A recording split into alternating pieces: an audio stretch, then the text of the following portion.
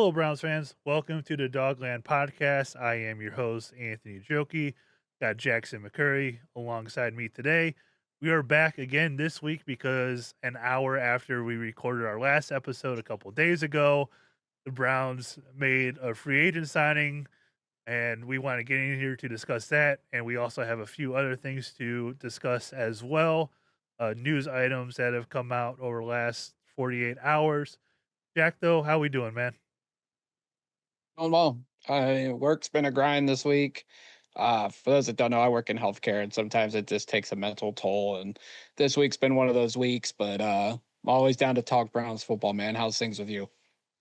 Pretty good. I had 3 days off in a row, so today was kinda like my Monday, and it was kind of a chill day, so I will take it, but, I'll be working the whole weekend, but alright. We got Browns football to talk about quite a bit. The signing that I mentioned before, the Browns signed free agent center Elton Jenkins to a 2-year, $24 million contract, 20 million of that guaranteed. Was previously with the Green Bay Packers. So the Browns bring him in what seems to be their way of revamping this offensive line. And we kind of talked on the last episode about, all right, what would be next? Could they be able to find a center, a tackle? They went out, found a center for now. And just your thoughts on them bringing in Jenkins on this totally revamped offensive line. Yeah, I mean, all the talk in the offseason was, well, the entire Browns front offensive line is free agents. Like, how are they going to be able to replace all this? And they've almost done it. And you did mention center. I think we kind of need to pause on that, Anthony, just because, like, if you read about Elton Jenkins, he only became a center last year, and he played center in college at Mississippi State, but the majority of his career in Green Bay has been a guard, and then they added a guard last year, so they slid him over to center, and his better position is guard. He's been a two-time Pro Bowler as a guard. So I think, and on the last episode, we talked about, Zion Johnson, Tevin Jenkins coming back, like those might be our starting guards. I think everybody's kind of pumped the brakes a little bit just because we don't know what the Browns, Todd Monken, George Warhop, how they're going to construct the offensive line, just because we have versatile options all across that offensive line, except left tackle. Obviously, that's the position left to be that's open for vacancy right now. But you got Tevin Jenkins, who's played some tackle, played some guard. Elton Jenkins has played center guard. Zion Johnson's played both guard positions. Titus Howard's played practically everywhere on the offensive line but center. So I think we kind of can figure out how it's going to be constructed, but we still got 6 more months before the season starts, and we don't really exactly have an idea how they're going to construct the offensive line. Well, and I think it gives them some versatility first, first and foremost, but it also gives them insurance based on what Joel Bitonio does. I think a lot of this will hinge on that. So if Bitonio doesn't come back, maybe Elton Jenkins and Zion Johnson are your guards. If Bitonio does come back, then Bitonio and Johnson are your guards, and Jenkins is your center. It gives them an option in in either scenario. Speaking of Joel Bitonio, you had sent this to me before the podcast, but Joe Thomas was on the 92.3 The Fan afternoon show today, and he had this to say about Joe Bitonio. He said, I would be surprised if he goes to another team. To be totally honest, talking with him, I think he understands the value that is playing in one place. I think if he does decide to play another year, which I have no idea if he's going to or not, I would expect it to be back in Cleveland.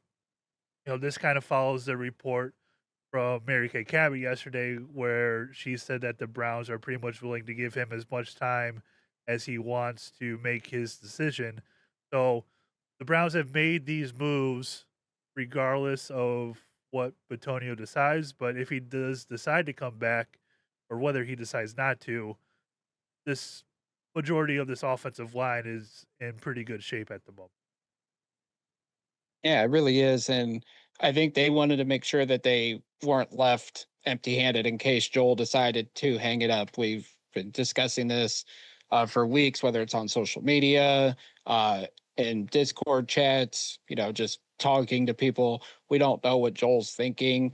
There's obviously rumors out there that he may go elsewhere. Those are, they're reported rumors, but like we don't know what Joel's thinking. Obviously, Joe Thomas and Joel have a friendship, a relationship. Obviously, they were teammates, played alongside each other uh, during the end of Joe Thomas's career, but we don't know what Joel's thinking, what his decision process is. The Browns probably were hoping that some kind of resolution was going to be made before yesterday, because they could have potentially extended his contract to spread out the dead money, but Bitonio's contract voided. There's leaves a $23.5 million dead cap charge. I don't know if the Browns were worried about that. I think they're being respectful and giving Joel, like you said, all the time he needs to make the right decision for him, for his family, for his health. So obviously the Browns made their moves in free agency. They could shuffle around the offensive line like we talked about and still have that left guard spot open for Joel if he wants to come back for one more season.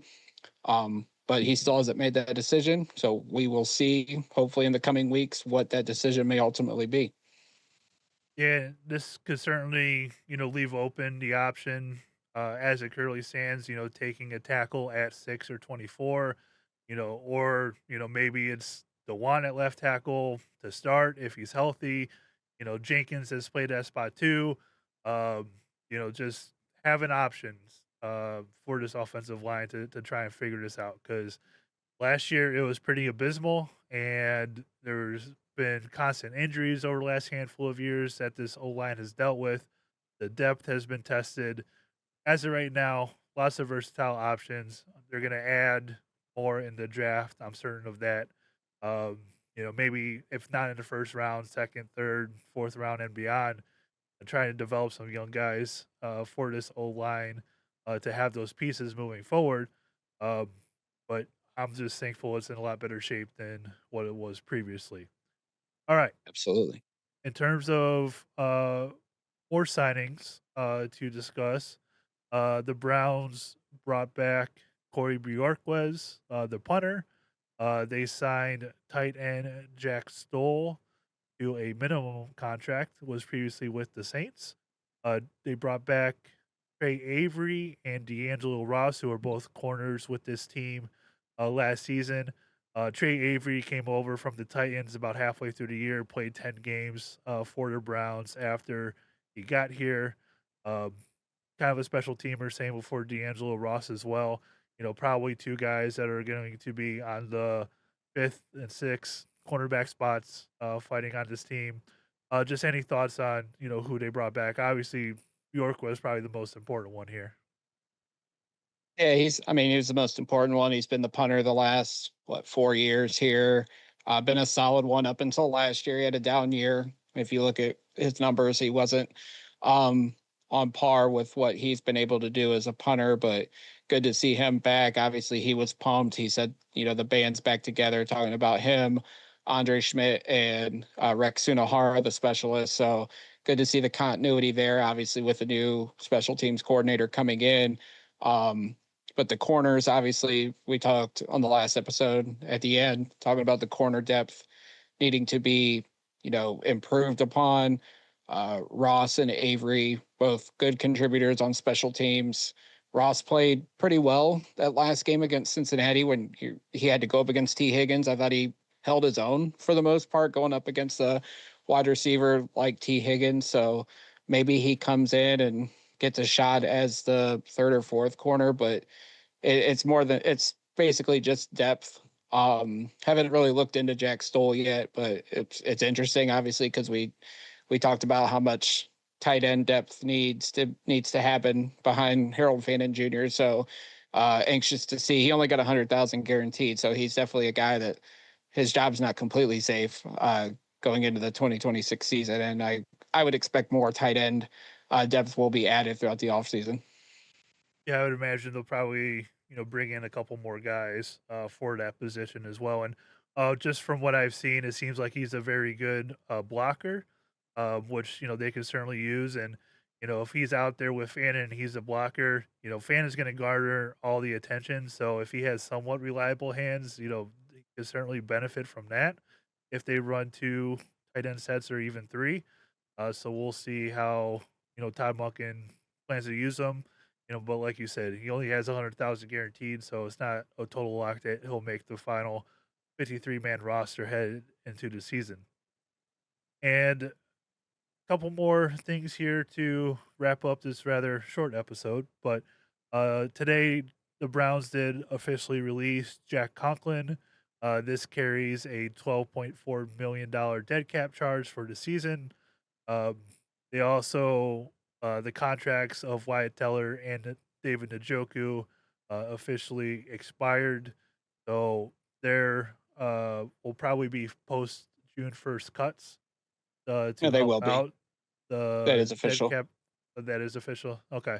Yeah. So those will be post June 1st cuts designated. So that way the dead cap will be a little bit easier on the Browns for this year. As it stands right now, the Browns have a $77.1 million charge in dead cap for this season. Um, that doesn't include Teller and Njoku because it'll go into 2027. But just talk about Jack Conklin here officially getting released and where we stand currently with the salary cap. Yeah, I mean, it was expected. Obviously, his contract voided, so it was. We knew these three were coming on March the 12th. So, obviously, it closes a chapter of Browns football. We've seen several of the cornerstone pieces on both offense and defense head out the door the last couple of years, just because the roster's in transition. You can't have all these big contracts on the team. Um, just like to talk Conklin real quick, like I know everybody's just gonna remember him for always being hurt, but like 2020 and the first half of 2021, he was one of the best offensive tackles in football. And then the injuries started. It was I think it was the patella injury, and then he fought his way back, and then he tore his ACL and MCL, I think in the 23 opener, if I remember correctly. And then it's just he wasn't able to stay healthy. And then everybody hammers Andrew Berry for that extension at the end of the 2022 season. And like it's warranted, but like at the time it made sense to a degree because of what Conklin had done and what I think they expected him to stay healthy and help anchor the offensive line. And it just didn't happen. But it's gonna be anxious to see if he keeps playing just because of the numerous injuries he's had. And uh, with Njoku and Teller, it's sad, obviously, because they were two fan favorites. They both embraced and loved the city of Cleveland. Um, and they're both moving on. It's tough, obviously. And then you look at what you mentioned, the dead money, like seeing all that money that's accounted for on the salary cap. Um, and obviously all these guys are gone. It's not just them, it's other free agent signings like Dalvin Tomlinson, Juan Thornhill, Obo Okoronkwo, like just seeing those guys, it didn't pay off. Those free agent signings, all the investments that Andrew Berry made to try to add talent to the roster, and like they're just sitting there on the salary cap charges. Like it's disappointing because theoretically, if none of that existed, I think we'd have more cap money to play with to continue to improve the roster. But it doesn't hamper us, as Jack Duffin has told us. Like the dead money's there, but there's numerous ways to create salary cap, and it helps when you have a billionaire owner like Jimmy Haslam to put the cash out up front to continue to add talent to the roster. So it's a sad time to see these players go, but like it does not preclude the Browns from continuing to invest in the roster as well. Yeah, when you have an owner that's willing to spend, like you can continue to kick the can down the road as much as you can, and you're going to have years where it's like this, where you do have a very large dead cap hit, 77 million as it currently stands. So, as long as he's willing to continue to spend like he has, I don't think the Browns will run into any serious issues salary cap wise. Um, we're expecting to, post June first cut Watson after next season, and that will certainly help matters as well. As of right now, they only have 21 million in dead cap, and that's for Teller and Njoku. So, we'll see where that ranges as we get into next season. But it just and projected without the rookies and the current contracts, they're about 100 million under for next year. Probably be closer to 50, 60 after everything is settled this all season. The rookies that they bring in, um, the free agent signings that they have. So as long as you can continue to spend money and have an owner that's willing to, they'll be just fine, and it's not something that we really have to worry about. I'll be curious to see when a new stadium opens how that works, because if they're spending all that money on that, um, is that going to affect how much they're willing to spend with the roster for a year or two? We'll see. But I guess that part of it is wait and see. I mean, I would imagine like Jimmy obviously has his hands in a lot of different uh business ventures, and with the league revenues, like I would imagine it's not going to change.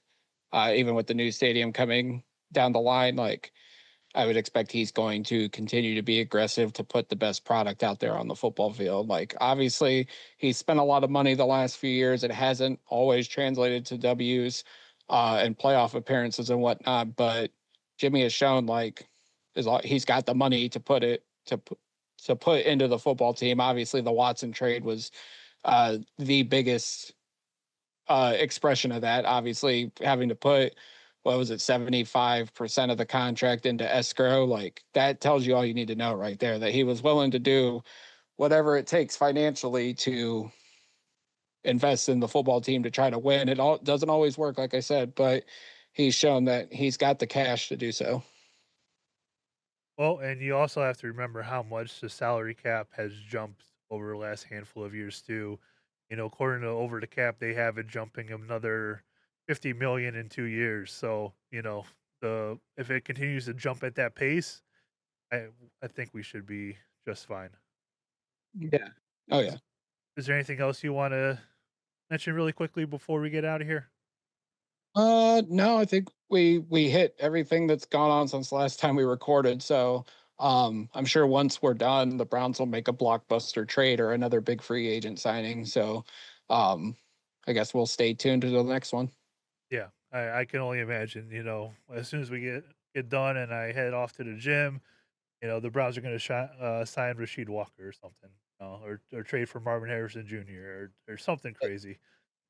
I will say it's crazy that Rasheed Walker is still available because we all kind of expected him to be the top, like the most outside of Tyler Linderbaum, like the most wanted offensive lineman. And maybe there's something there we don't know about with him, but maybe he's asking for too much. But the fact that he's still out there, like I'm sure Andrew Berry's kind of watching to see like if his price comes down.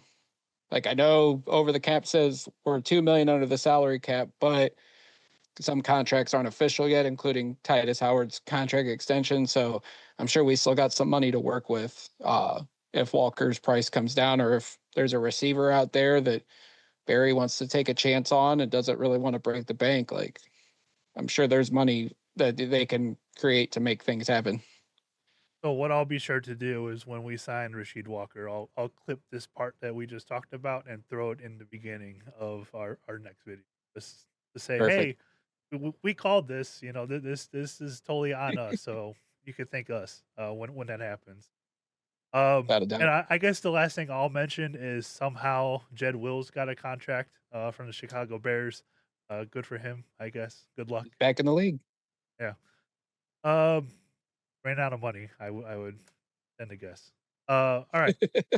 Be sure to give Jack a follow over on X at Jack McCurry08. Give me a follow at Anthony Joki, Joki. The Dawgland on all the different platforms, X, Facebook, TikTok, all at the Dawgland. Until next time, always remember, go Browns. Go Browns.